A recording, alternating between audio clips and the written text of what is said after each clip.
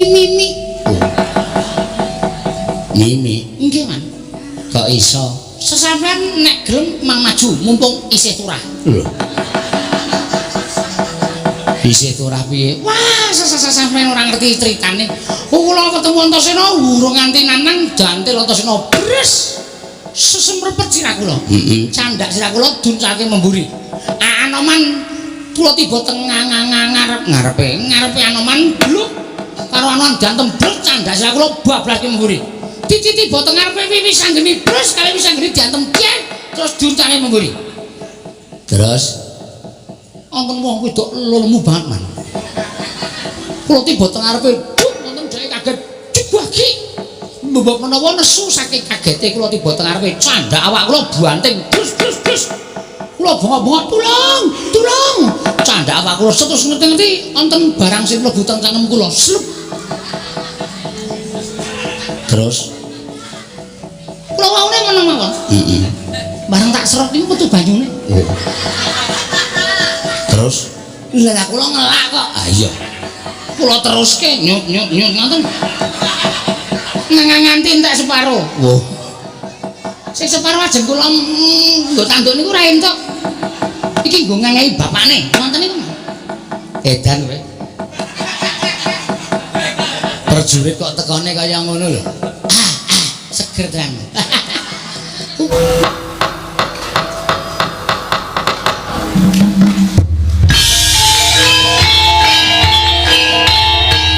Dilanjutkan pagelaran wayang kulit semalam suntuk oleh Ki Dalang Seno Nugroho. Selamat menyaksikan.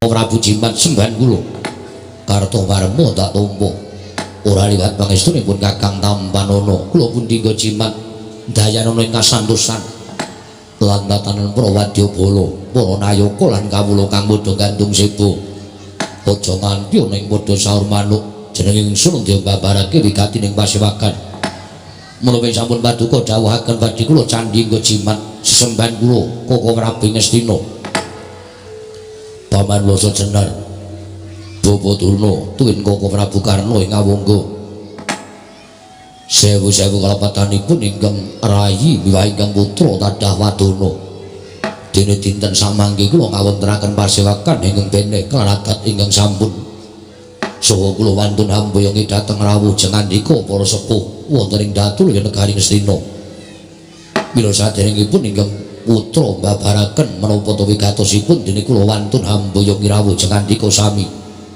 boten lega raos sing manahipun ingkang putra Duryudana menawi dereng wonten wiyosing pangandika paduka kepareng hanglubirna pangaksama dhateng ingkang putra ing Ngastina pun Duryudana paman Wasa Jenar miwah Bapa Durna ing Sukalima nyawa-nyawa Jimat kula nggih sesembahan kula wonten ing Madyapada prapteng delahan inggih namung paduka ing menang murba masisa dhateng gesangipun ingkang abdi kepadiyang mila sampun malih to katimbalaning wanci rina nadyaning wanci ratri kula mboten badhe selak tartemtu tansah mastuti dhateng dawuh pangandika paduka anak Prabu Ngastina malah sakmangke gandhengken bapa sampun kepareng sowan wonten ing Datul negari Ngastina mboten wonten ingkang gumana musik salebeting manahipun ingkang bapa kejawi enggalo tampi timbalan paduka anak Prabu Ngastina nggih anak Prabu Duryudana semanten ugi ngempok ing Sukalima nggih tebih saking Sukalima kados kula jangkah enggalo prapta wonten negari Ngastina wonten sami kejawi enggalo kula menika nampi sabda pangandika paduka anak Prabu Ngastina mugi kepareng ambak barana ingkang bapa ing Sukalima kula nedya nganglungaken jangga nilingaken karna mastuti sabda tama paduka anak Prabu Ngastina nggih tumuli kambah barana ingkang sejati dhateng bapa ing Sukalima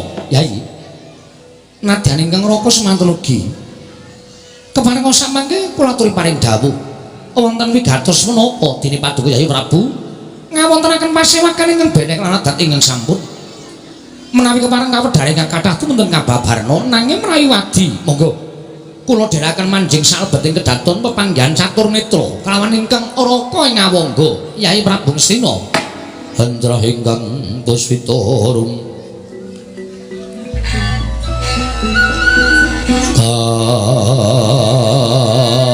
kasiling samirana mrih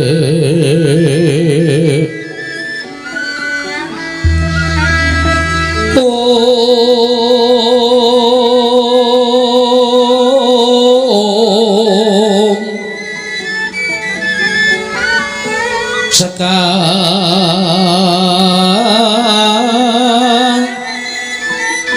kadung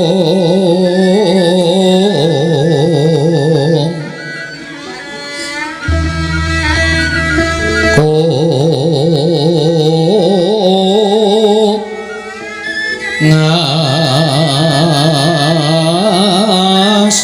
kandanyo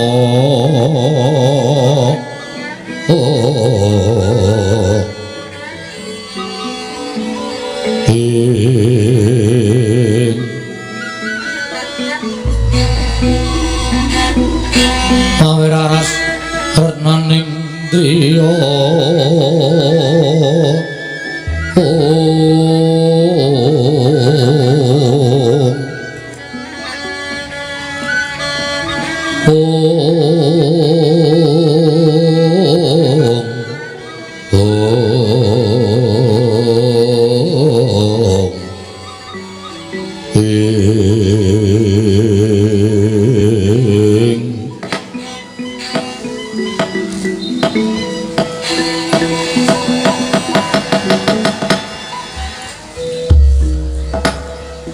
Pamanarya wonten dawuh nggih Bawana wonten timbalan nggih Kakang Prabu Karna ing Awangga wonten dawuh Yayi boten kadosa dinten samangke ingkang kula raosaken anggen kula Jemranata wonten negari Ngastina dinten sakmangke gadhahi raos melang-melang kadidene ninggal jejabang wonten tepining Balumbang manah kula boten ayem manah kula boten tentrem dipun sababaken saking menapa wonten kedadosan ingkang nembe kemawon kelambah wonten negari Ngastina nuwun sewu nggih menawi kepareng kawedharing kathah kedadosan menapa ingkang damel penggalih paduka anak Prabu tumunten boten tentrem miwah boten jinem mugi kepareng ngambabarana ingkang bapa ing kepatihan nggih Pamanarya wonten dawuh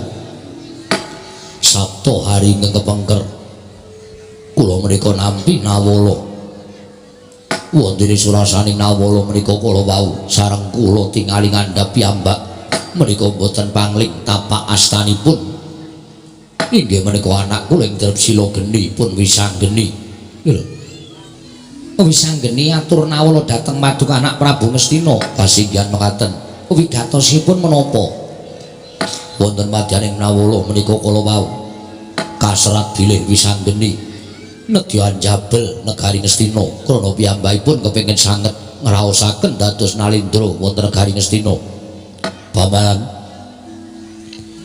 ngemuti bilih lancur-lancur Pandhawa anak-anak Pandhawa menika nadyan wisanggeni menika lari ndugal kewarisan nadyan yuswanipun dereng sepintena parandene winombong dening dewa kinayoman dening dewanipun mila menika ingkang dadosaken jibek bebek raos sing manahipun ingkang putra ing Ngastina menapa inggih badhe kelambahan negari Ngastina menika badhe dipun suwun dhateng pun wisanggeni menapa inggih badhe kelambahan kula menika pasrah negari dhateng lare ing namipun wisanggeni upami mekaten tanpa ndi kula sak kadang-kadang para sata Kurawa badhe mapan wonten ing pundi langkung-langkung watos raos sing manah kula menawi wisanggeni menika ngraosaken dados nalindra wonten negari Ngastina tumunten gadhahi raos jenak tuwin kepenak ngibaratipun kadidene tiyang ngemut gula krasa legi tumunten moh nglepeh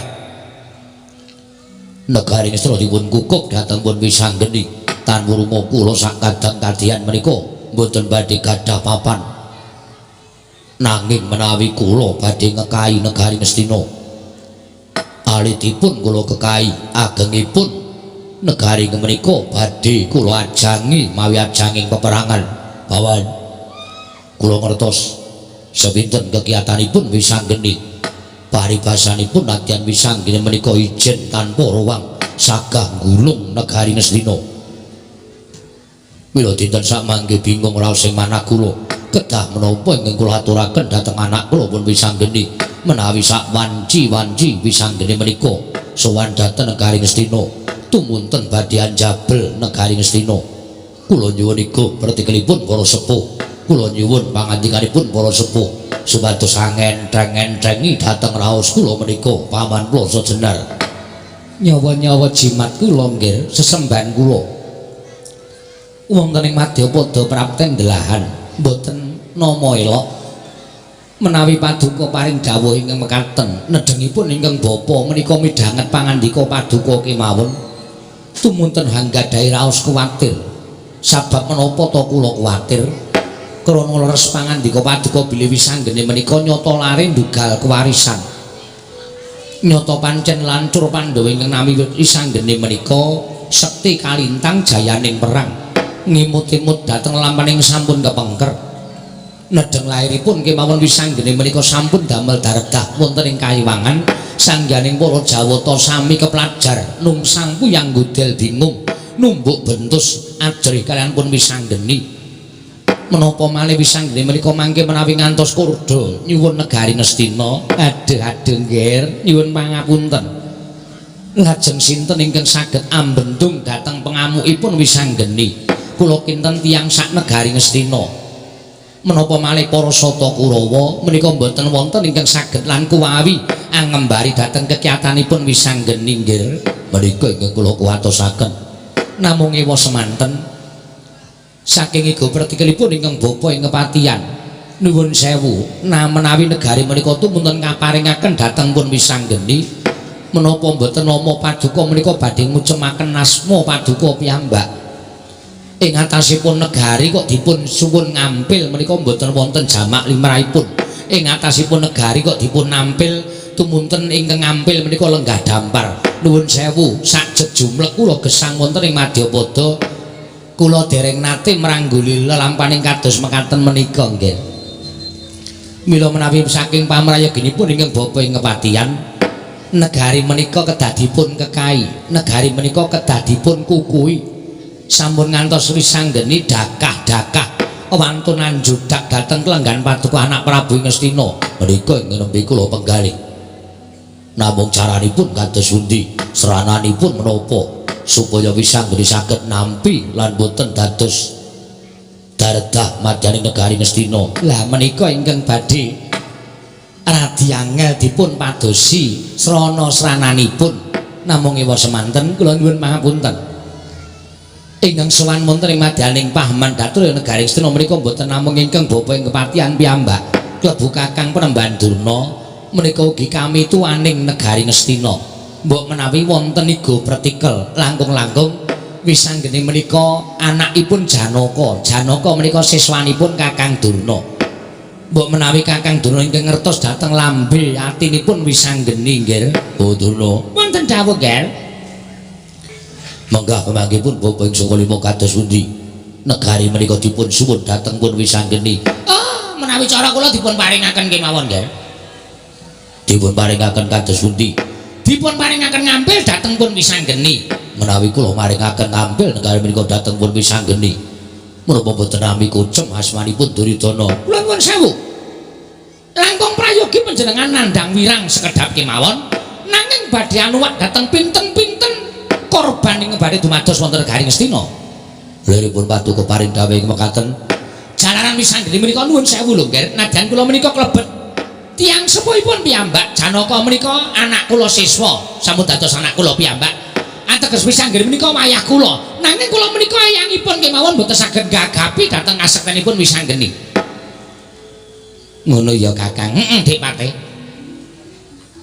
wisanggeni kuwi wong ndugal kewarisan wisanggeni kuwi nalika laire wae nalika semana gawe geger ana ing kayangan mula jenenge wisanggeni wisageni wisaning geni kawah candra dimuka kuwi ora kuwawa ngobong awake wisanggeni mula wisanggeni kuwi dadi kekasih Sang Hyang Asih Prana tegese kasih Sang Hyang Bathara Wenang ning ngendi ana wisanggeni ning kono lenggah Sang Hyang Bathara Wenang lah iki sing marai bebayani ana ing kene iki iya nggih nek nganti para Sata Kurawa wantun kan wisanggeni cobi kula tak nyuwun prisa kula tak takon karo sampean Kurawa sapa sing iso menang karo Wisanggeni?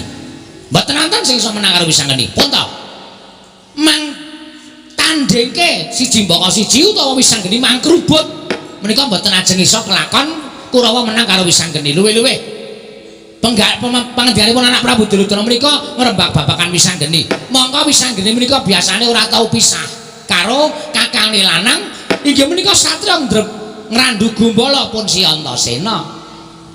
Mergo anak-anak Pandhawa niku wis dijojokke dhewe-dhewe Depate. Yen Abimanyu niku rakete karo Gatotkaca, yen Antarja niku rakete karo Irawan, yen Antasena niku rakete karo Wisanggeni. Lah niki mengke nek nganti Wisanggeni ngajak kakange ya niku si Antasena. Oh, nuwun sewu, Nger. Kula ngenen panjenengan kedah kesah saking negari Ngastina, negari menika dipun paringaken ngampil dhateng pun Wisanggeni. Ngono ya Kakang, kuwi nek arep slamet ngono kuwi. Nek arep Kurawa do pating penjoto sirahe ya njajalo mungsuh karo Wisanggeni. Nek Kurawa do padha lara awake, biru erem raine njajalo. Ning apa ya Wisanggeni kuwi ora iso dikalahke. Lho, kok sik Depate, saben wong kuwi duwe keringkian. Ning yen to goleki keringkiane Wisanggeni kuwi ora ana, ora iso. Ora ana, ora iso. Mergo Wisanggeni ku jaba pinter, tur bocahe ya pancen sekti kalintang jayaning perang. Tur bocah ya pancen lantip panggraitane, batine ya iso mawas marang sapa wae. Mula angel digoleki keringkiane Wisanggeni kuwi angel. Wisanggeni sing didaya kaya ngono karo dimungsuhi karo Sata Kurawa. Nuwun sewu lho, kula mboten ngembe kali Kurawa mboten. Kula mboten ngilani kali Kurawa mboten. Ning nyatane pun dumadi teng pundi papan. Pun sampeyan saniki mang takon karo para kawula cilik sing kulina ndelok wayang. Tahu apa? Perang Wisanggeni karo Kurawa, menang Kurawa mboten wonten. Mesti rapayu dalange. Yakin niku kula mboten omong gara. Mergo wis nyalai kodrat. Lah saniki malah kula ajeng takon karo sampean. Mang takon apa?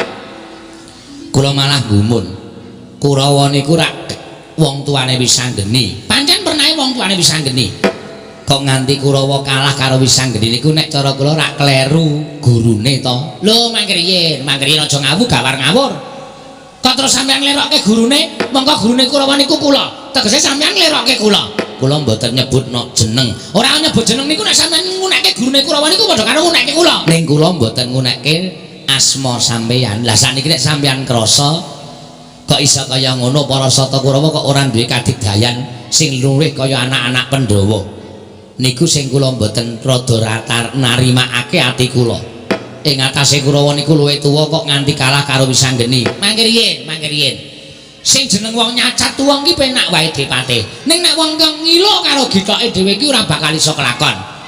Nek omong nganggo waton aja waton omong.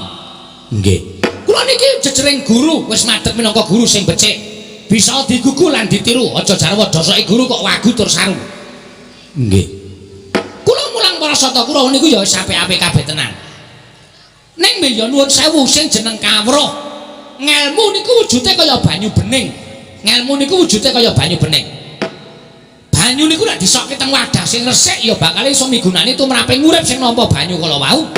Ning nek disokke teng wadah sing reget arep dikaya ngapa banyu niku wis ora ana gunane apa-apa. Lah saniki embane nek Pandhawa apa anak-anak Pandhawa niku wujude wadah sing resik, wadah sing apik. Kula soki banyu ngelmu kula bisane ya iso dienggo penguripan tenan, bisa digunakake tenan.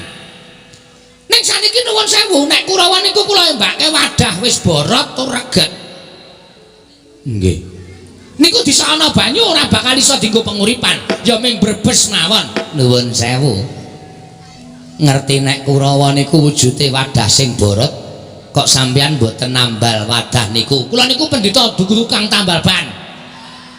Ngoten? Dadi kula ora duwe kewajiban nambal para Sata Kurawa. Sing kudune nambal para Sata Kurawa niku ya sing gulang-gulung saben dina sing ngomong para Sata Kurawa. Mas apa to sing ngomong para Sata Kurawa? Ora ana kejaba amung sampeyan. Mula Kurawa pakartine kaya ngono niku nuwun sewu. Wong-wong niku nek didelok apik karo orane niku gumantung karo srawunge Depate. Gumantung karo srawunge. Oh nggih, mesti cecok kaya ngoten. Nek srawunge wong apik-apik niku bakal klepetan srawung sing apik. Nek srawunge wong ala, najan dikaya ngapa ya bakal kecipratan ala. Niku wis mesti. Monggo srawunge Kurawa niku karo sampeyan. Mula ya ora jenengane. Nek Kurawa niku jane bocahe apik-apik, bocahe becik-becik. Ning mergo nuwun sewu srawuhe karo patih kaya sampeyan. Lah Kurawa dadi elek kabeh. Mergo sing jeneng elek niku bakale nular. Nek ora tetek tanggo-tanggon atine bakale nular. Ana wong nyebutake ora mangan nangkane ning gabul pulute ngoten nika. Ora mangan durene ning mambu ambune ngoten nika. Ngaten to Kakang. Lho nggih. Nek saniki Pandhawa, Pandhawa niku wong tuwajuh, wong tekun, wong seneng gatekke karo piwulanging guru. Mula ora aneh, ngelmu kula sing kula paringi para Pandhawa niku migunani banget tumraping para Pandhawa.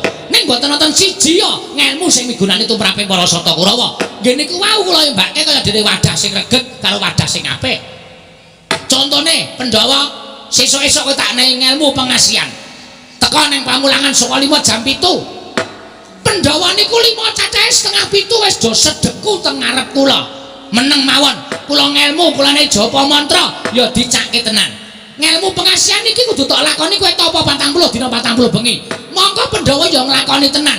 Pandhawa ya do tapa 40 dina 40 bengi. Mula ngelmune ya kelakon tenan. Enten tembang pocong nika ngelmu iku kelakone kanthi laku, lekase lawan kas tegese kas nyantosani setya budya pangekase durhankara. Ora ana ngelmu sing tanpa laku. Ngaten nggih Kakang Dena. Nggih.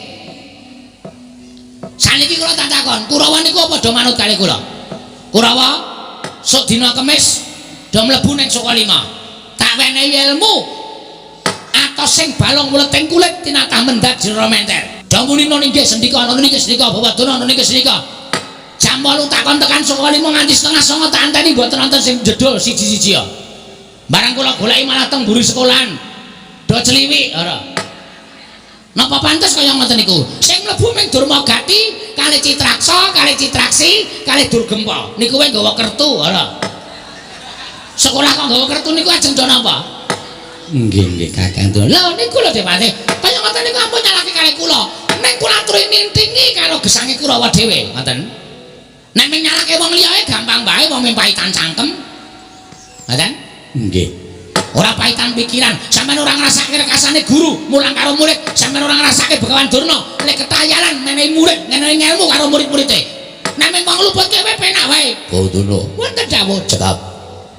Sampun ngantos ngandar-andar ngendukur pangandikanipun. Perkawis menika mboten ngrembak perkawis anggen paduka mucal dalem para Sata Kurawa. Lho, kula menika napa matur menapa wontenipun lho, Nggih. Manah kula menika sakit menawi dipun paido menika manah kula sakit. Menawi dipun kias kula dipun kilani sajeneng guru ingkang boten saged dipun gugulan ditiru menika manah kula menika nuwun sewu kumrangsang nggih. Nggih, nanging cekap semanten Koko Prabu Karna. Wonten dawuh Yai. Koko Prabu Latri paring dawuh. Kula kedah kados pundi supados sak mangke menawi sanggeni sowan kula kudu matur menapa lan kula kudu paring pangandikan menapa kaliyan anak kula wis sanggeni. Yai, kula nuwun sewu. Panjenengan menika ing dadi Seran Nalindra wonten negaring Astina. Panjenengan menika makutaning bangsa Ngastina tiyang nomor setunggal ingkang nyekel nyepeng kendho kencenging pernatan amis baji ning kahanan negaring Astina menika wonten pundhaking Nalindra. Katentremaning para kawula menika mugi wonten pundhaking Nalindra. Tuwin sedaya ingkang lumampah wonten praja Ngastina menika klebet dados panguwaosipun Maduka Yai Prabu Duryudana. Menawi paduka menika nampi nawala saking anak kula wisanggeni tumuntun wisanggeni badhe nyuwun negari bebasanipun sedumuk bathuk senyari bumi nadan namung sedumuk jembaring bathuk nadan namung saknyari jembaring bumi Paduka Yai Prabu kedah ngekahi negari menika ngantos tetesing getih ingkang pungkasan menawi nganti wisanggeni delanyak badan jodak kawibahan paduka ing kula ingkang nganggo ingkang sagah minangka dados cagak tuwak ing kalendran paduka badhe kula tantang wisanggeni menawi perlu kula wantun perang tandingan anak kula wisanggeni supados sak mangke murungaken anggenipun badhe nyuwun ngampil negaring Astina menika Yai. Ratune Ratu Tama Pati-pati lino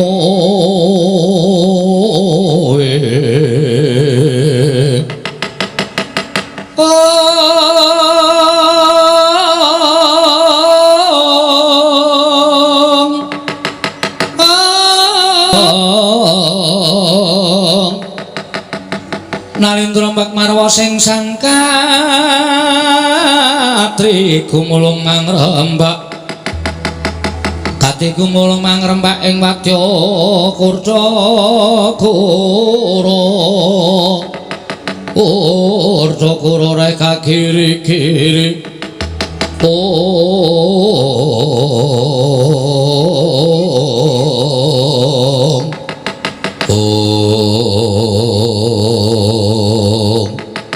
Didemadyaning Pasewakan Agung nalindring awangga Sang Adipati Basukarna ndadosaken dintrimadyaning Pasewakan Negari Ngastina nadyan sangganing para nayaka punggawa datang mobah datang musik nganti kaya reca pindhane selagine nata ing Ngastina Prabu Duryudana meger nganti kaya tugu Sinukarta tugu papan ingkang manggon Sinukarta rinengga-rengga nalika semanten nedheng lenggahi kanyu pinangka wardu kanyu jarwa gantun wardu jarwa kacok nang durung abang durung manding kasaring mertolo kasaru geger njaba piyak ngarsa tangping mriku sebal bonamu apa to kang dadi darunane ora ana macan rokake gajah medha saka wantilan kejawi namung satra ing Dresila geni sumawana satra ing Randu Gumbala Bambang Wisangnituin Bambang Antasena ing mantul mancat pancane karya geger kang samya wuninga dadosaken sami aloke kancana daya minggir wene dalan Jawa wene dalan ana daya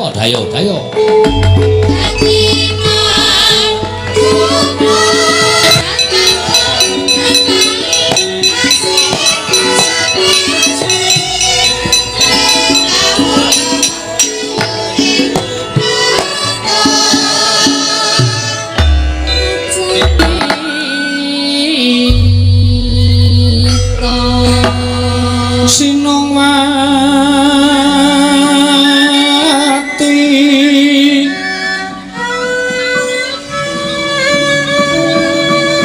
Sinong wati jagat kinari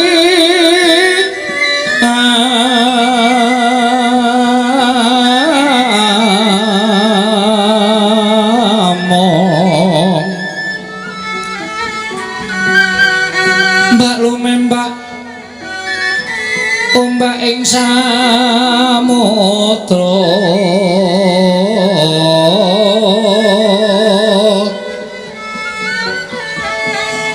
ae ana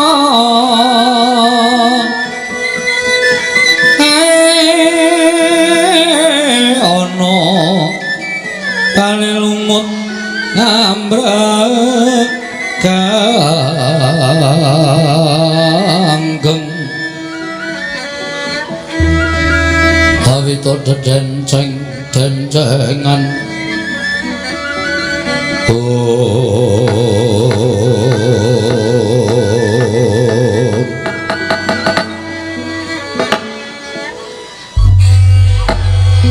Pamanarya wonten dawuh nggih jebul bocah ora kena dirasani nembe kemawon dados rembagan menika wis anggeni sowan kaliyan pun Antasena paman kados pundi lah monggo enggal tata-tata kisah kemawon nggih mangke menawi ngantos panjenengan menika ndadosaken kagelan manahipun lare menika monggo leres ngendikanipun Kakang Penemban Durna jebul wis anggeni nganti kadangipun inggih menika pun wayah kula Antasena iya menika saya mbebayani nggih paman lenggah langkung prayogi kula badhe dangu dhateng pun anak kula wis anggeni kula sumanggaken nggih anak Prabu Ngastina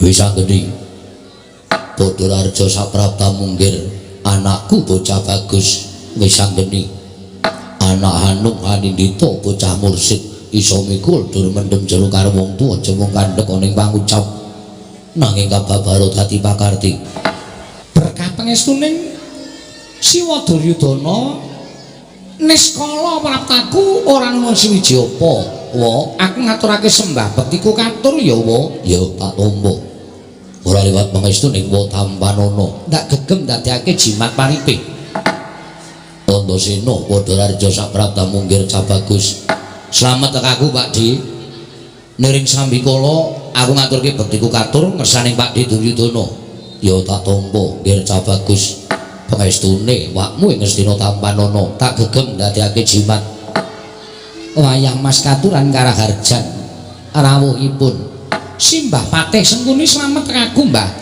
Aku ngaturke bekti kunjuk ya Mbah. Inggih kula tampi dawah sami-sami nggih dipun sekecakaken. Angger Antasena Katuran Karaharjan. Yo slamet Mbah. Pangestune Simbah Patih Sengkuni wilujeng bektiku katur ya Mbah. Kula tampi nggih dawah sami-sami dipun sekecakaken. Oh wis anggene putuku cah bagus. Putuku Canjentara ngger wis anggene padha raja sak pratamu kula Simbah Durna slamet tekaku Mbah. Aku ngaturke bektiku katur ya Mbah. Oh iya tak tampa tak tampa. Pangestune mbahmu tampanana ya wis anggene. Iya. Ndak gegem dadekake jimat Simbah Sukalima. Antasena kowe padha raja sak pratamu ngger. Antasena putuku slamet pangestune Mbah Kakung wilujeng bektiku katur ya Mbah Kakung. Oh iya tak tampa tak tampa. Suwe ora weruh karo putuku rasane kangen. Aku ya kangen karo Mbah Kakung nganti aku mau mampir ning Sukalima. Lho. Kowe mau mampir ning Sukalima? Heeh.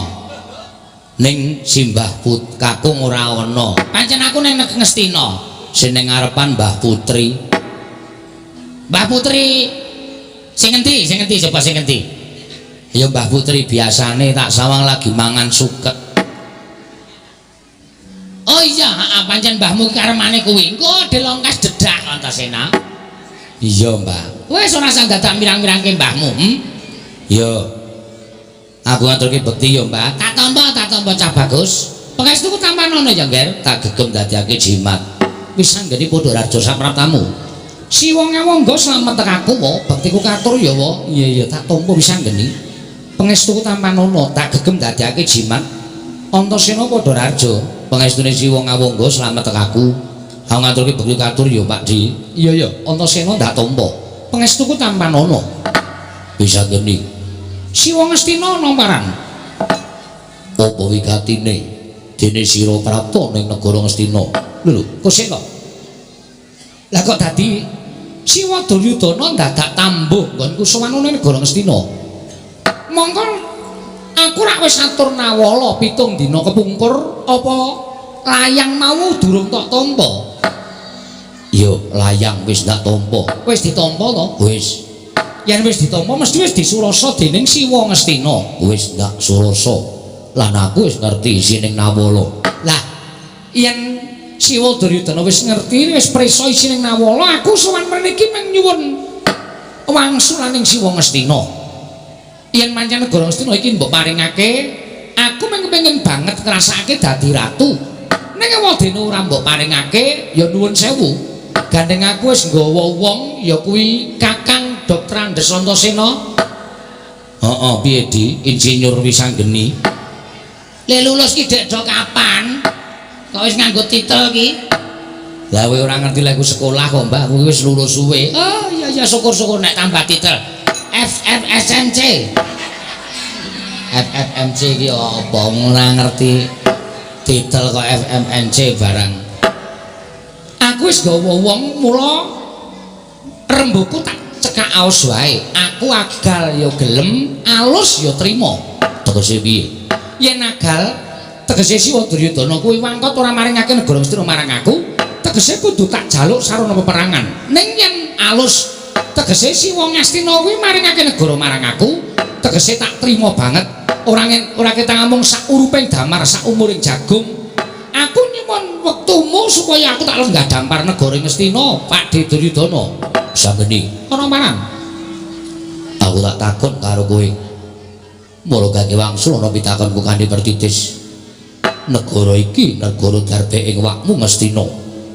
Ya apa darbe ing wakmu para Sata Kurawa? Apa kowe wis tau tumon, apa kowe wis tau ngerti ing atase negara kok disilih kuwi tata cara ngendi? Kok sik sampeyan dawuh kaya mengkono mau wis tok penggalih. Dawuh sing ngendi? Yen Ngastina iki darbaing para Sata Kurawa wis tok penggalih. Nyatane ingsun ingkang dadi ratu. Sira Siwa Ngastina kuwi minangka dadi ratu wakil. Siwa Ngastina kuwi minangka dadi ratu wakil. Wondene ora ketang ming saka dedonganing piyai sepuh. Saka dedongane Bapa Janaka, Bapa Werkudara, tau tate ndongeng kelawan aku lho ini aku tau tate diceritani dening Kiai Semar. Monggo Kiai Semar kuwi Ya kuwi pamonging para Pandhawa. Mula wis ngerti sejarahing para Pandhawa. Yen Siwa Ngastina paring dawuh, Ngastina ki darbeking panjenengan, kuwi salah, kuwi kliru. Klerune nggo napa? Kuwi lah tak sejarahke apa piye? Sing dadi ratu kuwi nalika semana Eyang Prabu Pandhu kuwi mbahku. Simbah Prabu Pandhu nalika semana dadi ratu durung tutuk nggone nyam kamukten wekasan binanjut dening para dewa. Sadurunge binanjut dening para dewa, Eyang Pandhu nalika semana weling karo Eyang Dastarata. Yen to titip negara Ngastina iki marang panjenengane Eyang Dastarata. Mengko yen putra-putrane Bapak Eyang Pandhu wis dewasa, ya kuwi para Pandhawa kinan balekke marang para Pandhawa. Nanging wangune Eyang Dastarata ngemut gula krasa legi moh nglepeh. Kepengin muktekake marang anak-anake. Tumuli wong tuaku para Pandhawa disingkir-singkirke saka negara Ngastina, pamrih Ngastina men diwengku dening para Kurawa. Lah, kateman kaya mengkono kelakone.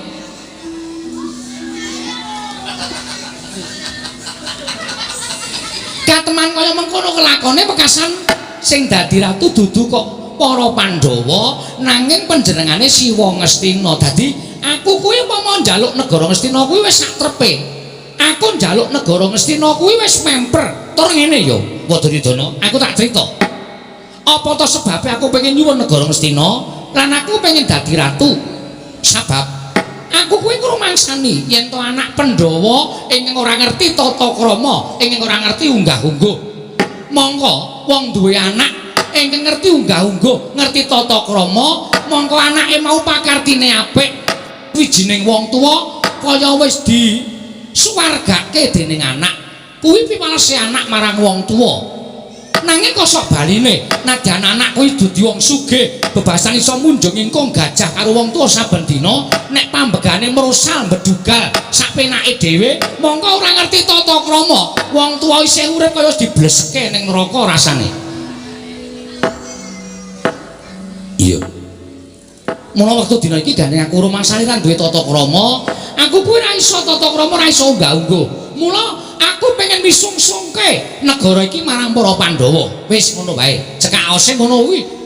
Yen sampeyan isih tetep cukeng, yen sampeyan isih tetep adreng, ngukuhi negara Ngastina. Oh, aja takon dosa. Nadan aku mung wong loro karo Kakang Antasena, aku nek mung bedah negara Ngastina ki ora jam-jaman tak kandhani. Paman kados pundi? Lah monggo kesah mawon. Mindak mangke geger mboten kanten-kantenan kula nyawang wisanggene kok saya merinding, pengendikane cetha tur ya bantas tur ya menep tur wonten isine kok tratapan ati kula. Bawaduna kados pundi? Nuwun sewu kula mboten saged matur, Ger. Sebabipun menapa? Sikil kula didak Antasena. Saya kenceng lengidak. Kula mboten wantun matur. Bisa geni. Ana parang. Dadi kaya ngono sing dadi pawadanmu nggonmu bakal nyuwun negara Ngastina. Iya. Mula ana kuwatir rasaning penggaliku. Kuwatiring Siwa Duryudana perkara apa? Kuwatir rasaku yen nanti kowe mengko ngrasakake jenak lan kepenak. Nggonmu dadi ratu, tumuli negara ora mbok balekake marang panjenengan ingsun, ning malah mbok aturake marang para Pandhawa. Padha karo kowe jungkeng mawang kawibawaning Duryudana. Kusik, upama negara iki tak aturke marang para Pandhawa, apa aku kleru? Apa aku luput? Wong dasar iki darbeking para Pandhawa. Ya ngono apa ora? Mripun paman pun to kalah sak kabeh wis. Omongan yo kalah, gelut yo kalah. Mila monggo klasa bantal dikukuti ndang kesah mawon saking negari Ngastina. Jagat Dewa Bathara bisa ngeni ana marang Gusti bakal ono batal wakil Duryudana mrene bakal menehi wangsulan karang kowe. Sapa sing dadi batal wakiling Siwa Duryudana?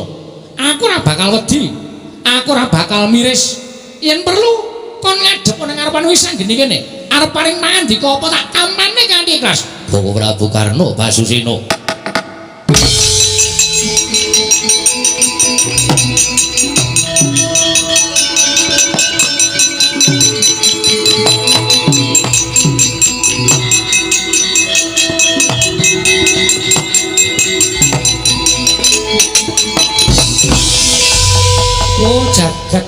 Bathara jagat pangestu para.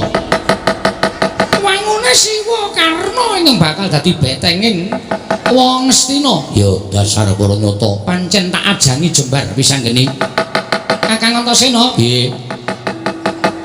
Siwa Ngastina masrahke perkara iki marang Siwa Ngawangga. Siwa Ngawangga sing bakal cawe-cawe perkara iki sing bakal menehi wangsulan karo aku Siwa Ngawangga. Rasa wedi. Pokoke anggere isih ana aku sapa wae sing bakal dadi betenging Siwa Ngastina mepalangi karepmu nggone bakal dadi ratu aja wedi. Aja kok Siwa Ngawangga kae patih sing tuwek kae kon sisan maju. Aku ora bakal wedi. Apa yang Durna kon ngewangi Siwa Ngastina aku ora wedi. Antasena aku ora melu-melu kok nek lemu ngidak sikilku iki diculke to ora kaya kenceng kaya ngene iki.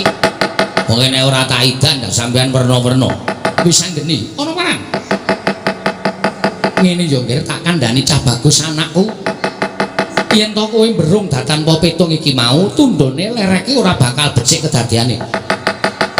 Ibarate kaya dene kriwikan dadi grojokan geguyon dadi tangisan malang-malango kaya ndok mentang-mentango kaya gendhewa. Kowe ora bakal menang yen to tanding karo wakmu Ngawangga. Giri Rusi jalma tan kena kinirawa. Aja ngembe karo wong. Aja sok ngirani marang kabisaning wong liya. Nanging kala mangsane kabisane wong mau ngungkuli marang kabisaning Siwa Ngawangga. Lho kowe kok wani sekecap padha sekecap karo aku. Padha karo kowe wani karo wakmu Ngawangga. Nuwun sewu. Gandeng Siwa Ngawangga wis ngadeg ana ngajenging Duryudana tegese tak anggap sampeyan kuwi ngiwangi marang Duryudana. Mula wis dadi anteping Wisanggeni sapa wae sing ngewangi marang Siwa Duryudana tetep dadi mungsuhe Wisanggeni. Bela dalah. Yen ngono kowe wani karo Adipati Basukarna, sing tak wedeni apamu? Yen pancen Siwa Ngawangga belani Siwa Duryudana ngene bakal nggondhali negara Ngastina. Wah, lah rupak wani jembar wani. Aja kok mung sampean. Kabeh para pinisepuh sing padha lenggah ana ing negara Ngastina iki kon ngeroyok Wisanggeni. Nek iso nganti gawe bapak kulite Wisanggeni, nganti iso gawe putung balunge Wisanggeni. Aku meguru 20 tahun karo manusa kuwi, ora metu Jawa tak kramas sepepek. Ayo, metu Jawa tanding karo aku Siwa Ngawangga.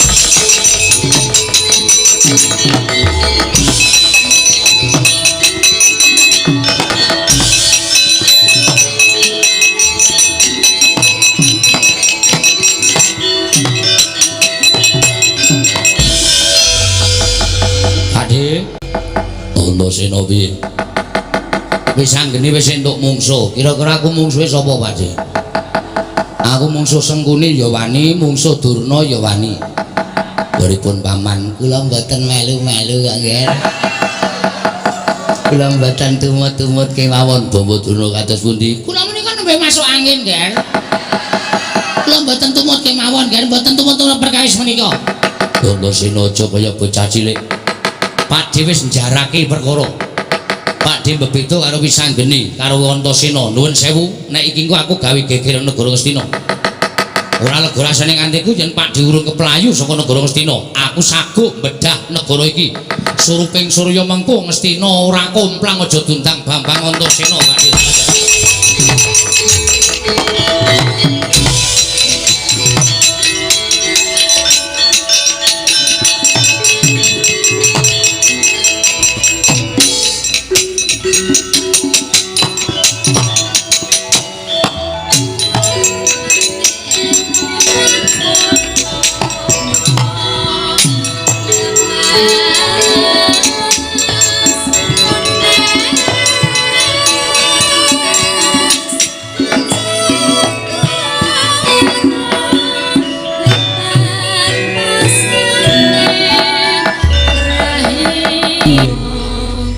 Nganti tratapan kula Kakang Durna Antasena mendelik mripate nantang kalih kula. Oh, kula wis tratapan. Atiku tratapan. Malah nyanyi to. Estu Dik Pate. Antasena ngelake kula. Apa Simbah Durna wae mungsuhku. Wah. Mek kemawon langsung kepoyo kula. Nggih. Saking wedine. Nggih, nggih. Oh, nggih nuwun sewu, nggih menapa menika mangke?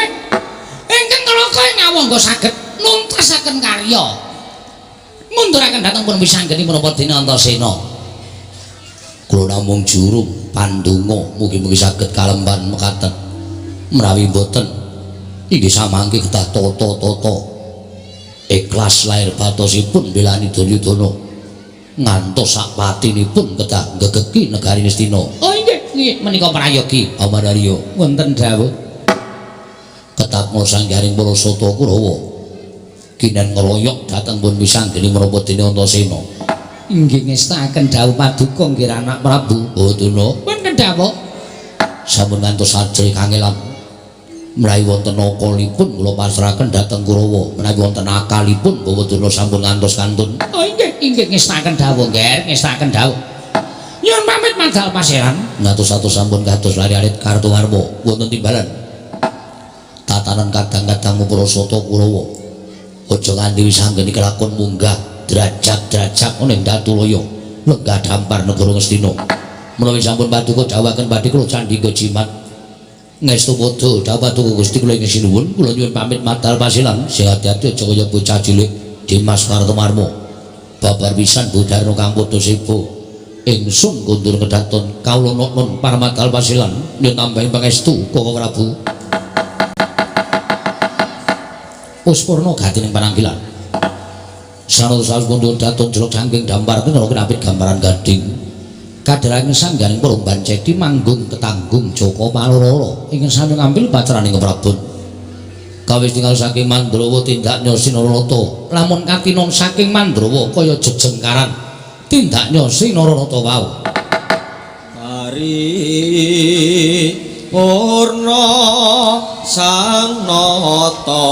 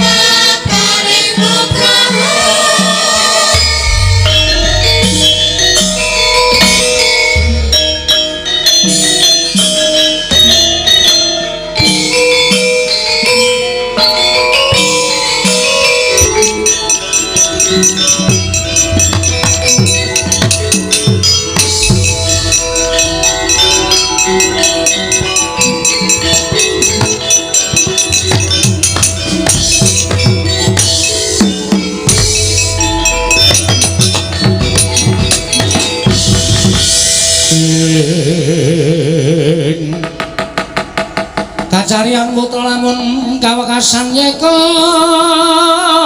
wisanggeni maya Wisnu Pratenta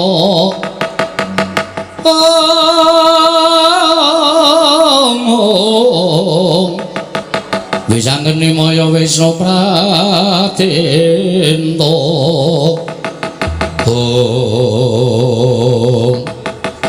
Kakang Antasena piye iki kaya wis ingkang wis tak rantam saka kasatriyan Drajageni. Nalika aku pengen nanjake kelawan awala ingkang tak aturake marang Siwa Duryudana, batinku wis krasa. Siwa Ngastina mesti bakal cukeng, ora bakal menehake negara Ngastina. Aku ya wis krasa, wong aku wis ngerti watake Kurawa, aku wis ngerti watake Siwa Ngastina. Terus iki piye? Ngibarate kaya wong nyabrang kali, aku wis tekan tengah Kakang. Maju ya klebus, mundur ya bakale klebus. Terus arep tak niati. Tok niati piye? Yen pancen Siwa Ngawangga mbetengi Siwa Duryudana, aku ora bakal wegah lan aku ora bakal wedi tanding karo Siwa Ngawangga. Nih, apa? Aku jane ikhlas-ikhlas gawe ngewangi karo kowe iki aku ikhlas, lahir batin. Ning aku tak takon karo kowe Wangsulana ya. Ya, kowe arep takon apa? Kowe duwe niat ngene iki wis matur pepundhen Pandhawa. Nek aku matur pepundhen Pandhawa mesti ora entuk, ora dikeparangake. Mula aku tanpa idi palilahing para Pandhawa niatku pancen wis gembleng. Niatku pancen wis dadi tekad. Tekad mono pok ing karep ora bakal iso di ogre-ogre dening apa wae. Mun nek nganti ana dukane para pepundhen Pandhawa, aku tanggung jawab. Nek aku melu didukani, kowe ora usah didukani, sing didukani ming Wisanggeni. Mergo kowe ora ngerti kenthang iki mung nglakon iki pojok preting kahanan. Kowe ping tak suwun ngewangi aku, Kang. Oh iya. Gelem ora? Gelem. Ora usah kuwatir, saguane. Nek pancen kowe gelem, iki pancen Kurawa wis netepake para wadyabala. Kira-kira Kakang Antasena sagu ora ngendhaleni para sata Kurawa? Aku jane ora usah dadak golek kanca. Mesti aku gelem. Aku ora bakal kalah karo para sata Kurawa. Ning ya kuwi ne. Sing jeneng menungso kuwi kekuatane winates. Yen kasektenku ora ana sing ngungkuli ning kekuatan lahirku tegese napasku. Apa aku ya kuat perang mungsuh wong 100. Coba pikirin. Ngono ya, Kang? Lah saiki nek kira-kira kowe iso golek tambah kanca, golek tambah kanca sapa? Nek sing iso tabuh loro. Oh ngono. Aja mung tabuh siji. Golek tambah kanca sapa? Wis sakarepmu. Wose kowe gelem golek tambah kanca, aku luwih seneng. Sing kira-kira aja anak-anak Pandhawa mengko ndak malah ngandani karo kowe mergo kowe iki tinemu nom. Tan samar mamoring sukma sina maya winah ya wing asepi.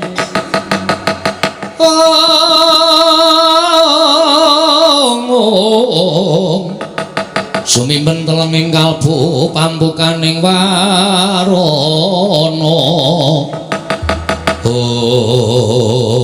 Sigra ngatek aji pameling. Jumlorot saking dirgantara nggih pandhita ing Kundalini ya ing Kendari Sada Begawan Mayangkara karya kagiat Sang Antasena wae.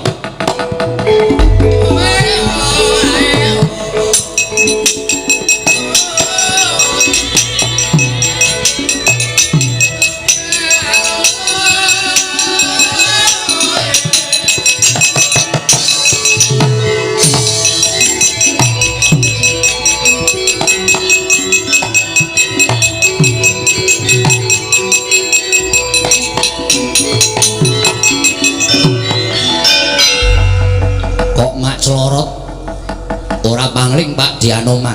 Kowe ngundang Pak Dianoman moni? Iya. Jarine aja nganti anak-anak Pandhawa liyane, cukup wong liya sing iso ngrewangi karo awake dhewe. Siji-sijine ya ming Siwa Mayangkara wonten dawuh nggih. Apa ora ana liyane apa kowe? Ora ana tur dasar iki penjalukane panitia. Ora ngono. Anomane kudu metu. Nggih, kula sampun sasmitani itu mulai kula dandos. Najan kedah pados wulu petak-petak.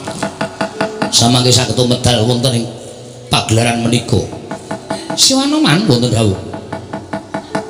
kowe tak jarwani ya, Wak. Aku tak takon karo panjenengan Siwanoman yen aku kuwi dadi ratu wangun apa ora? Nyuwun pangapunten. Panjenengan badhe dados nalindra wonten pundi nggih? Niatku mung bakal kepengin dadi ratu negara Ngastina. Iki aku wis suwan nang negara Ngastina, Siwa Ngastina cukeng ora gelem maringake negara Ngastina. Lah lajeng Nganti aku tantang-tantangan karo Siwa Ngawangga minangka dari Senopati negara Ngastina. terus Kurawa wis padha dikepyakake. Kakang Antasena takon maju ijen njaluk kanca. Jarine ora wedi karo Kurawa lan ora bakal kalah karo Kurawa.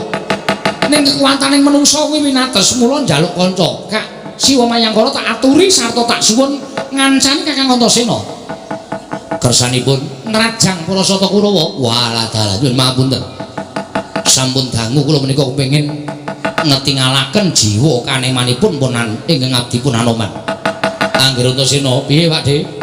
Menawi panjenengan betah rencang menika panci kula menika selak kepengin ngobahaken dhateng awak kula mboten saben dinten namung lampah tapa brata. Lah nek ngono cocok. Wis nih, kowe lenggah prayoga. Ora usah melu-melu perkara iki, Siwa Anoman tak gandine. Medhoke para sata Kurawa. Yen ana apa-apa kowe wadula karo aku ya, Kang. Ya, ora usah kuwatir. Siwa Anoman sing anti-anti. Iki nggih nyuwun pangestu.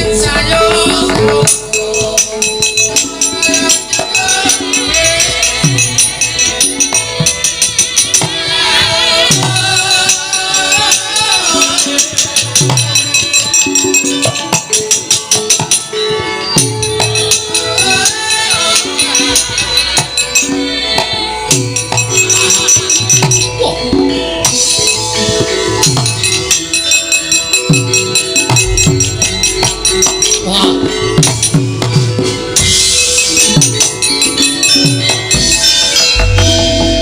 Mulane wis anggeni dilangap-dilangap ucape. Gembilo sirahe gleleng pacake kemewat kaya ngregem jimat kaya ngwani bilat siabang. Jebul tuwekane ingkang ndombani karepe wis anggeni. Ora sakukean gunung tanpa guna. Kartomarma apan aku ingkang dituntut dening Angger wis anggeni supaya mbabati barisaning Kurawa. Walah dal. Hanoman ana barang. Ing mesine kowe ngandhani karo wis anggeni. Kowe ndunungke karo bocah sing durung-dunung. Lah malah kowe raja ngipakarti ning wis anggeni. Ora sandadakake gunung tanpa guna. Praptamu ana ing kene, sayekti mung bakal ngupaya goleki menyang Angger wis anggeni. Kowe kelakon nyinggol sairane momonganku Angger wis anggeni watune iso sempal bau kiwa tengene Anoman. Babarawa. Wani harau sing tawedeni apamu. Ora minggas karo tak tebak dadamu ning marganing patimu Singalena prapting lalis Kartomarma.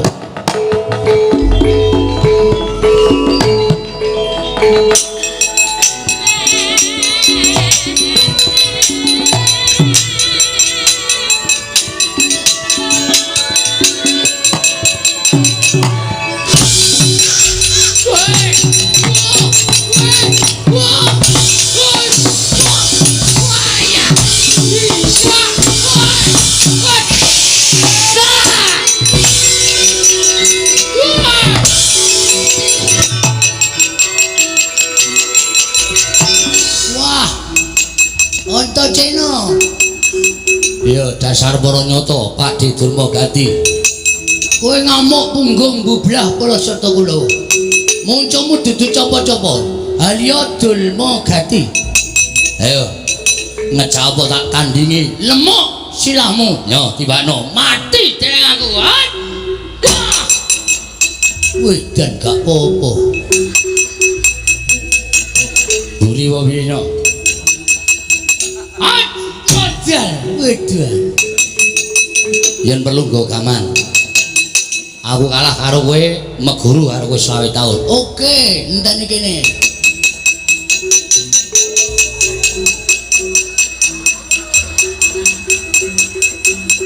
Pecah. Wedan kedol apa ya? Glaji silahmu. Tibakno Matek kowe. Model. Wedan.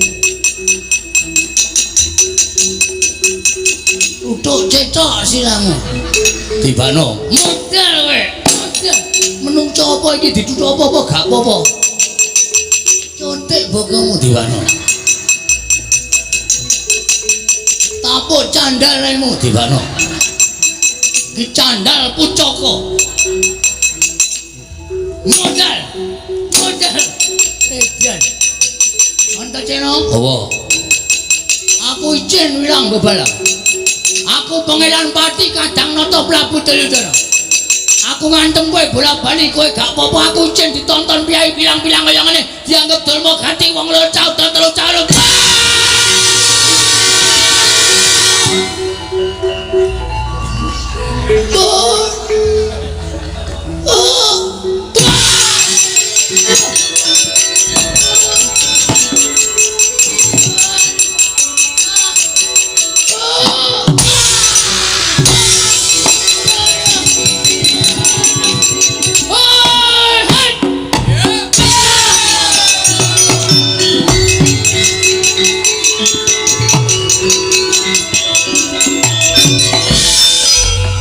Pecah kula man.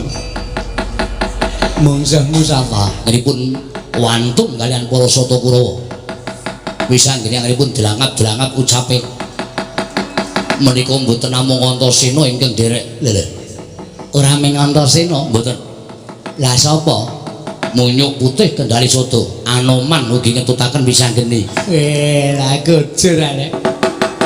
Mungsa Antasena karo wis anggene wae Kurawa urung karuan menang tambahan Anoman. Inggih paman. Adek. Raimu kok gudres getih kaya ngono. Dipun ajar kalian pun Anoman man. Kana dipresake kana. Inggih. Dikon ngecek neng Dasmaskes. Kuwi lho sing dienggo mriksa puskesmas. oh iya Ndeng lali dasmaskes iya mati aku waduh mati man Rekake ngetokke tumbak pirang-pirang Anoman kula uculi tumbak pirang-pirang boten napa-napa tumbak saut duncalke sing jeneng munyuk ki sikil kaya tangan tangan kaya sikil mula kae nek menek pintere ora jamak taun cari tumbak saut buang bareng ketemu kula dheweke mringis mak cuek wonten kula mak tratap urung rampung entek le deg-degan pun brobos teng isor kula jambak rambut kula banting pun diajar sak wen-wen man kula semanggaken mungsamu sapae Anoman wah rusak kabeh awake bajigul kowe ya perang bodol Belang no. Niku Cenopati. ketemu sapa Ketemu Antaséna. Wah, kula wis mak telatap alep melayu icin. heeh Kepeksa kula mungsuh Antaséna. ah iya Dheweke pamel ngantemo Pakde. Kula antem nganggo tangan tuas. Antaséna nglecak Kedepe mboten eman. Antaséna Dian silahe atos tenan. Biyen niku bojone welku dolan niku nyidang napa nggih, Man? ya aku ora ngerti kok ya Balong wonten kula njukuk bendho, kula bendho silahe niku mletik metu genine. Kaya wesi karo wesine lho, Man. Cemeng. terus Glaji. lho kowe iki prajurit war tukang kayu Lha niku nek pelang apa-apa kula gawa, Man. Glaji, catut, selang. kowe iki arep ngukur pondasi apa piye Niku iso nggo pucaka. ah iya Terus kula tutuke Antaséna glaji kula glajekke nggon gulu gak apa-apa. Cetok kula tutuke gak apa-apa. Bengkong saniki, Man. oh Telakil pusaka kula sing kula mimi apa candal Kiai Daimatu. sandal Kiai Daimatu iki piye Kula tutuke Antaséna gak apa-apa, bareng kula lagi cumbal. Antaséna, aku pakdemu. Aku ditongkon wong semene iki icen wilang bebarang. Ora ngerti cangkan paraning bilahe niku cikile Antaséna tekan cangkem kula. Mak bles kula bengok. Wah! Le mandeg ya didideli sikil slep. terus Barang kula tiba blek ngenen diidak-idak bles. iya Barang niku candak sirah kula pepetke nggon lemah set tonyo bles kontar, Man. sing nonyo Antaséna Dudu. lho Tangane gede kaya wong, Man. Nganggo klambi ileng. mbok sebutnya sapa sing wani nganteng kowe Kula wani, Man. Kula nek wani nyebutke kula ora ditokke dadi wayang bosok teng Jelo Kodak. oh iya tudingi wae Niki wonge oh Pak E wah cilokon kula wae dilewangi lho dalang. Antaséna diwangi lho dalange kula wae kalah. lah iya wis mundur kono ngaso ngaso Nggih, Man. Antaséna bayi wingi sore kok kowe wong tuwa nek perang kok menang Antaséna nek cara aku izin Kula kok biasa. ora izin Lah, izin niku nggo apa? Izin tinggal melem wae ilang kok, Man. Dadak izin bareng. sapa sing gurung maju Watak. Watu titian. Citraksi Nggih, Man. arep mau maju po Mung suwe sapa, Man? Antaséna Anoman Wisanggeni Gugu karepe dhewe. Manus main jajaran surataning bawana iblis lah. Ora kaya lanang dhewe. sumbari le aja nganti kalah Nggih, Man. Mamang teng mburi kula. ya Susu Surabrata Jayamrata imbang ana yen padha-padha. Antaséna. apa Pakde Kowe ngobrabrik para sasata Kurawa. dasar Purnyata Sapa aku? lho karo jenenge dhewe kok lali iki ngopo Aku Raden Arya Citraksi. sing bakal nugel gulumu.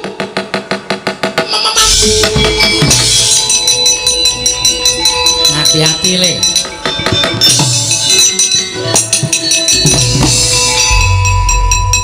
Antasena. Apa? Kowe aja gleleng pacakmu gembelo sirahmu. Kowe kelakon njaluk mati cara apa? Ora usah omong sing werna-werna. Nek ngene temtokke kowe apa aku sing tekani pati. Wedian. Ora kena dikandani tenan kowe. Mamawani karo Cicitrasi njaluk mati cara apa? Sampurna.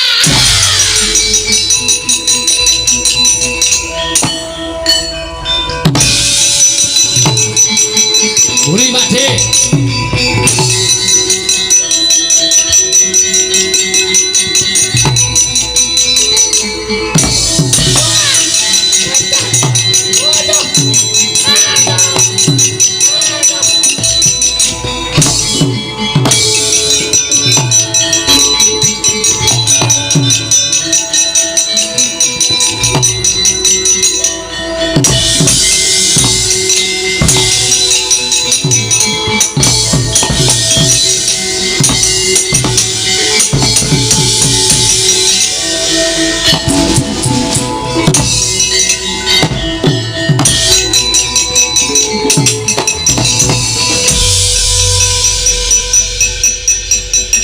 Kok gelis le perang?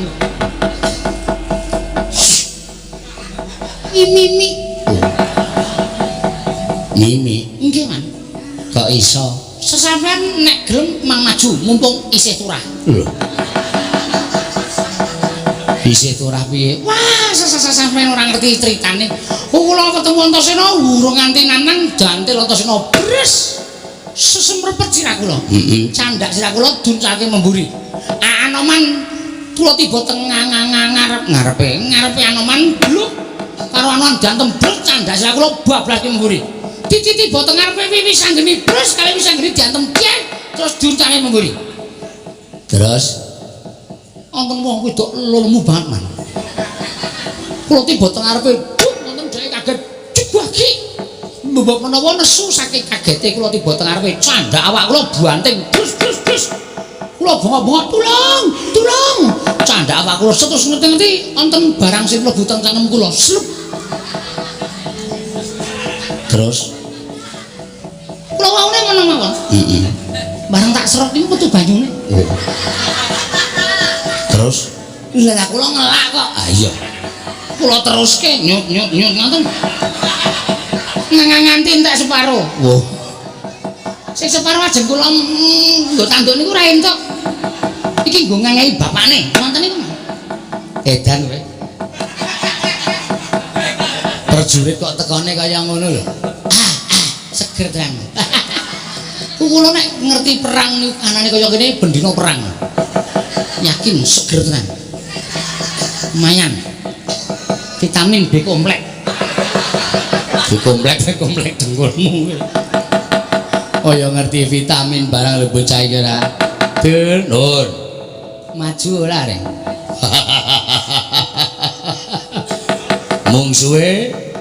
mungsuhe Antasena karo Anuna nggih oke wonten apa waju ya waju maju atur nggih mang semingkir man Antasena Anoman kula rajang ya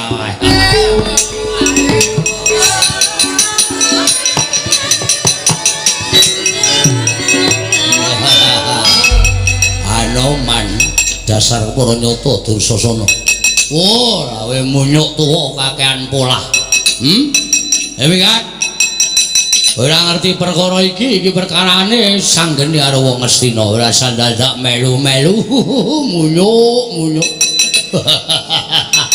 kowe mungsuh aku bebasan mitimun mungsuh durek glundungi memet sing dadi nyatane piye sing dadi nyatane mut kowe munyuk karo ayo le ayo awang maju soraki Kurawa rasane wis seneng banget rasa ditabuhi anggere gelem do sorake rasane. Oh. Tangane kesel ya sing nyambut gawe ya cangkeme. Pokoke anggere. Waduh.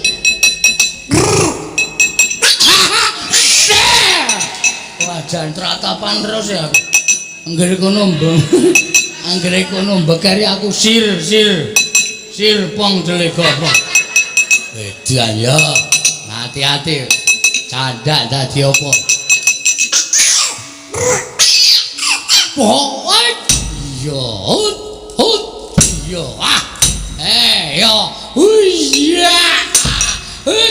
iya,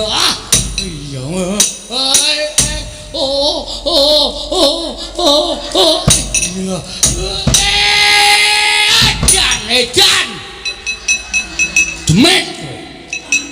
Wah, wong gedene semene cambak rambutnya dijungkelke. Hah? Mbuh radok.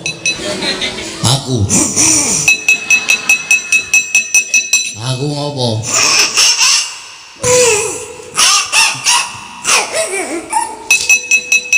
Yo. Pak golek paranane. Tak tlateni candak buanting mudar.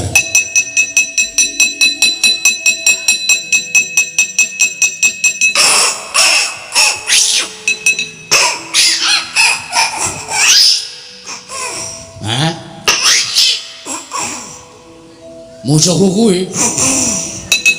Lah kowe. Apa? Apa?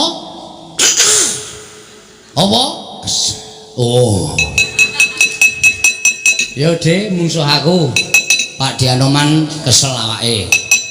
Walah iki musuh bantongan ya. Oh, lah cilaka. Yo, rasaku kan pola. Karepmu sirmu piye aku manut. Aku yo manut yo, antem-anteman kuat-kuatan sapa sing gletak sik kuwi kalah. Dadi. Ya. Yo aku sik. Wah edan. Kowe sik piye? Aku antemen sak rusa-rusamu. Nek pecah sirahe matur nuwun aku mbok swargake. Nek modar kuwi sing tak jangka. Wong urip sing dinteni apa? Ming antri mati. Syukur aku mati saka tangane Pak D, aku sebungah banget. Ya wis. Wah, saiki kok piye ta iki? Oh, lah cah mejenun. Ora mejenun, guys. Yo, mburi yo ani ya. Mondodonyo sak banter-bantermu. Wis. Ora kowe walu apa banter pisan modar malah isin kowe. Oh iya ya, iya sing dadi nyatane kendel-kendelan yo. Ayo aku yo wani nek mung kaya ngono ya ayo. Di marep lak mungkur ya ayo. Kaya aku mburi lho, iki mburi ya lho. Oh, isih.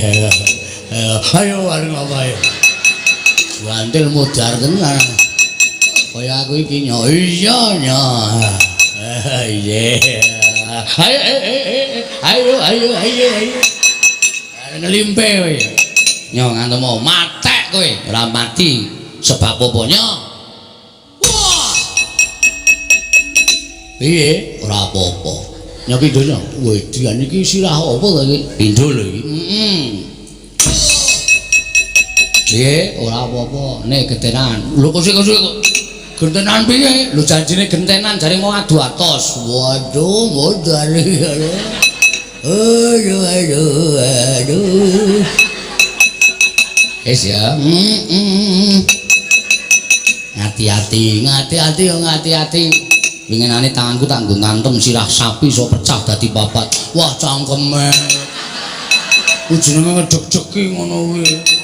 Ora ngedeg-degi iki tenan. Wah, rasa gak nganggo omong kaya ngono kuwi. Wis jenenge ngedonke mungsuh.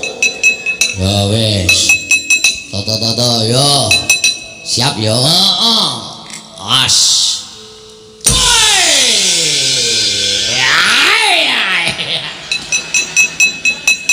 Piye Pak Sir apa-apa lho sewuto le padha atose padha glelenge nek mau pindho waduh wah iya yo iya Semilah.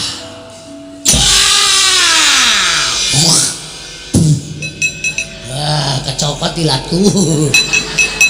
Ha iya. Iki jenenge padha-padha ambuhe, padha-padha ditayane. Padha-padha sakti mandraguna. Yo, waduh. Meneh iki, meneh. Pindho ping 3, pindho wae. Ping 3 kokoan ya. Oh. Ya, oh. Yo ora seru-seru.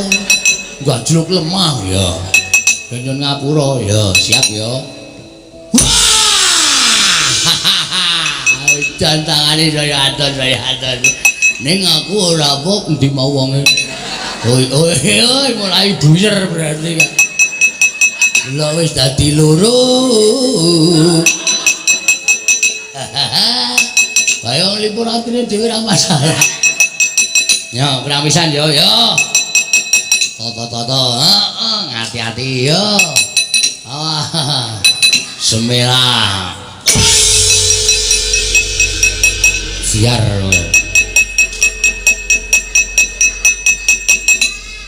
Dur. Iya, tak tonton bar gayeng njur glecak.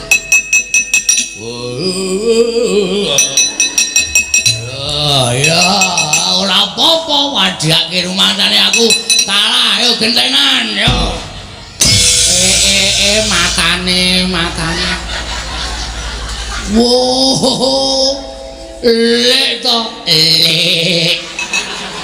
Keprok watu ndasmu modar. Ya ngapunten.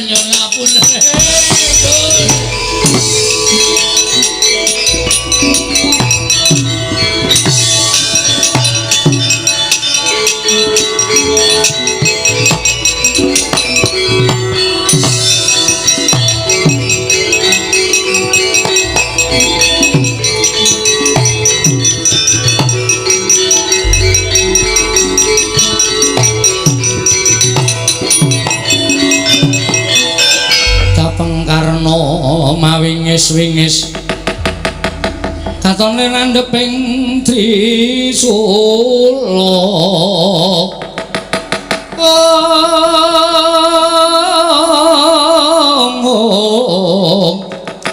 netra margata lir kabaranan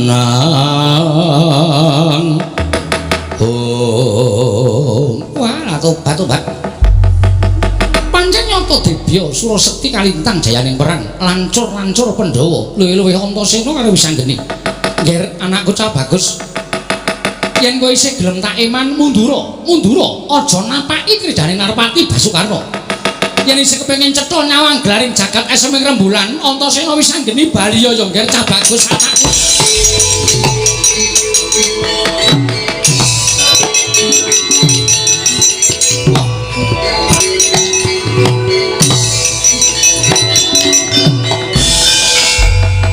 Nututi lamun katututan lamun mangsa prawira digdaya ora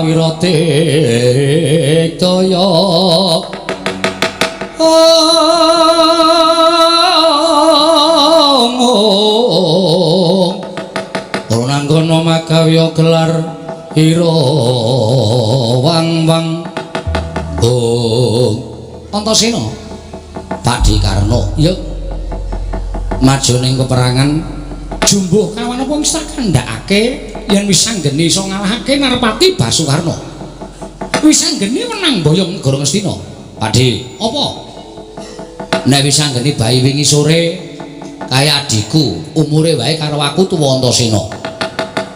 Tak kira nek mungsuh Pakdi Karna ora bakal imbang, ora sak traju, ora sak bobot. Mula waktu dina iki sing didapuk Senopati karo Wisanggeni Antasena. Nek sampeyan arep ketemu karo Wisanggeni, kewajibaning Senopati kudu iso gawe wilujenge. Ya kuwi Wisanggeni. Mula aku kalahno dhisik. Lho. Kalahke dhisik piye? Aku patenono. Lho, nek kowe kepengin tak pateni, yen lumrah ora jam-jaman kowe mesti tekaning pati, mesti.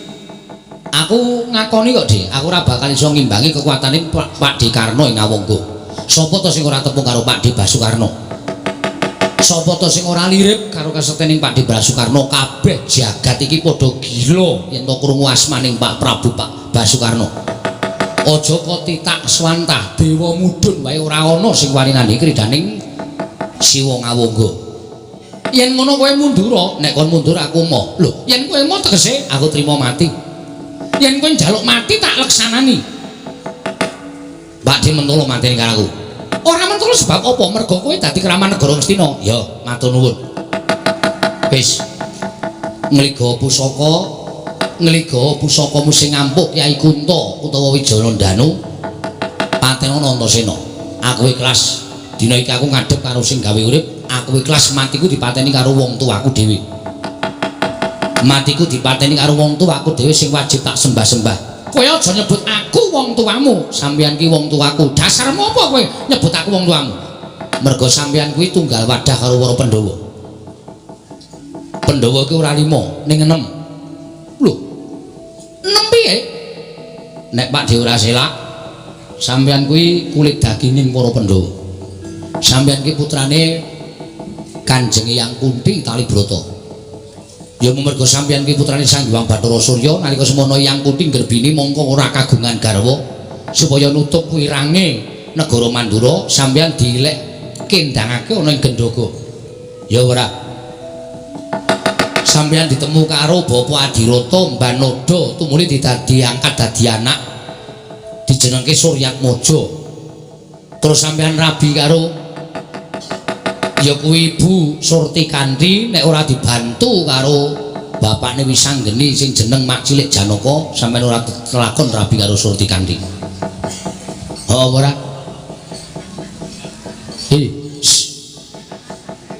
Ja omong kok malah kedap-kedip. Dadine sampeyan mateni karo aku ki ora apa-apa, sampeyan ora dosa. Sampeyan ora luput mergo aku ki anakmu. Aku ki kulit dagingmu. Nek pancen anak ora ngabekti karo wong tuwa kaya Siwa Ngawangga, patenana Pakde aku ikhlas. Ning sakwise aku mati, nek para Pandhawa takon Antasena mati sebabe apa? Sapa sing arep nyacat Narpati Ngawangga? Mati aku.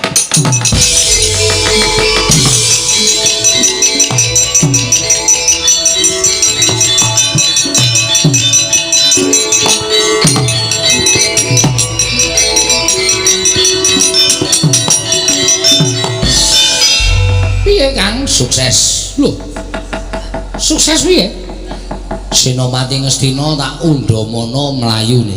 Sapa? Pakdi Ngawangga. Siwa Ngawangga, Siwa Basukarno mlayu. Heeh. Terus karepmu piye? Karepku ya kepengin aku kuwi mbedah negara Ngastina. Ning ora marem atiku ora mbondo Ratu Ngastina. Sajroning aku dadi ratu, Ratu Ngastina kudu dadi bandan leboke Pakunjaran. Kowe lah cah iki nekat tenan. Doyak kan? Doyak. Yo manut karo iku.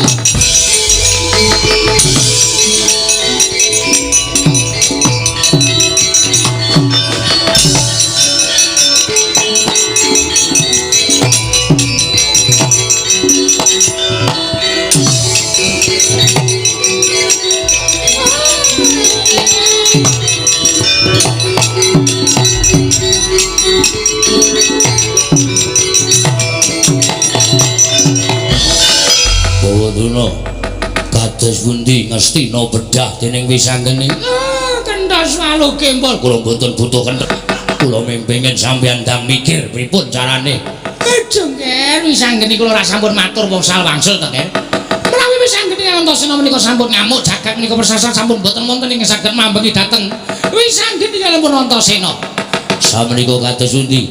Mlajar kemawon medal alun-alun pepengkeran, Nger. Pados pintos raya wonten negari Ngamarta sanes.